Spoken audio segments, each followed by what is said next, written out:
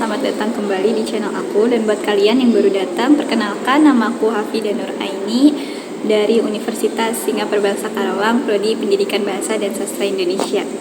Hari ini aku gak mau ngajak kalian terburu-buru. Kalian bisa cari tempat yang paling nyaman buat kalian sendiri.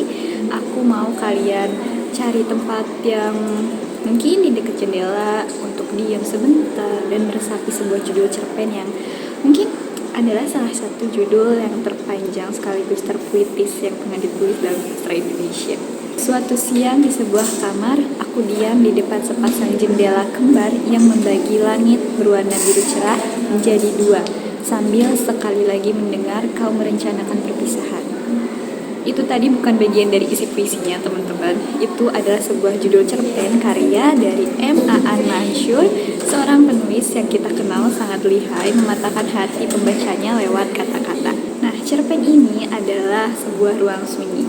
Dan di dalam video kali ini, aku, kamu, dan kita akan membedah bagaimana Aan Mansur mengubah momen perpisahan yang klise menjadi sebuah karya yang luar biasa di dalamnya. Yuk, kita ulas. Nah, seperti biasa, mari kita masuk ke sinopsisnya terlebih dahulu. Cerpen ini sebenarnya memiliki plot yang sangat minimalis, bahkan jika dibilang hampir tidak ada aksi besar di dalamnya. Nah, cerita ini teman-teman hanya menangkap satu fragmen waktu, yaitu sebuah siang yang cerah di dalam sebuah kamar, di mana ada sepasang manusia yang sedang menghadapi akhir dari hubungan mereka. Aku lirik di dalam cerita ini memilih untuk diam di tengah pasangan yang sedang sibuk berbicara, menyusun rencana, dan merasionalisasi mengapa mereka harus berpisah. Aku lirik justru mengalihkan pandangannya keluar. Ia terpaku pada sepasang jendela kembar di kamar itu, jendela yang secara fisik membagi satu langit biru yang utuh untuk menjadi dua bagian yang terpisah. Ini adalah sebuah metafora visual yang sangat jenius untuk menggambarkan apa yang sedang terjadi pada hubungan mereka. Satu masa depan yang tadinya utuh, kini sedang dibagi menjadi dua jalan yang berbeda. Nah, apa sih sebenarnya yang bikin cerpen ini begitu memikat? Apa yang membuat cerpen ini begitu luar biasa? Dan lain-lain sebagainya. Nah, sebagai pembaca, kita bisa merasakan dengan sangat kuat tanda tangan kreatif seorang Aan Mansur. Beliau adalah seorang penyair, dan ketika ia menulis prosa atau cerpen, kemampuan puitisnya itu tidak pernah hilang.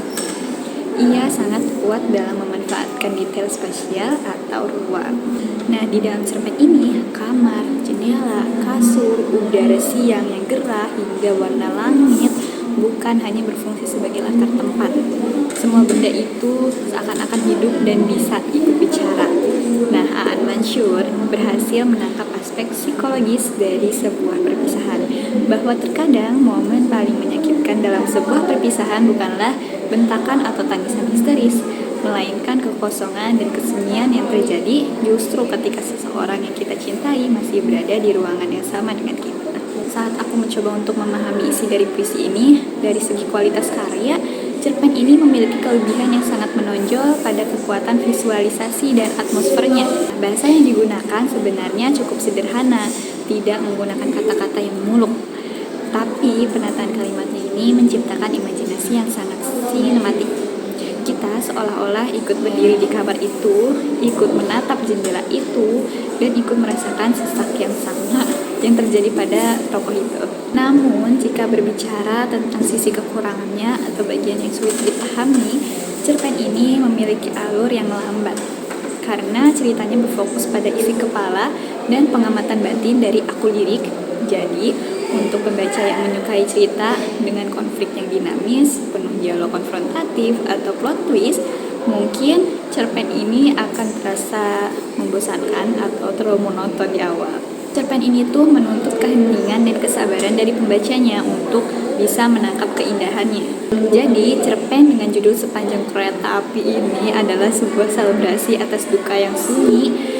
M. Aan Mansur membuktikan bahwa perpisahan tidak selalu harus dirayakan dengan air mata yang meledak-ledak, tapi bisa juga dirangkum dalam diam di depan sepasang jendela kembar. Buat kalian yang suka sama prosa puitis, cerita fiksi yang sinematik, atau kalian yang mungkin lagi mencoba untuk sembuh dari sebuah rencana perpisahan, Menurut aku cerpen ini sangat bagus dan sangat aku rekomendasikan untuk menjadi teman membaca kalian. Nah, menurut kalian gimana?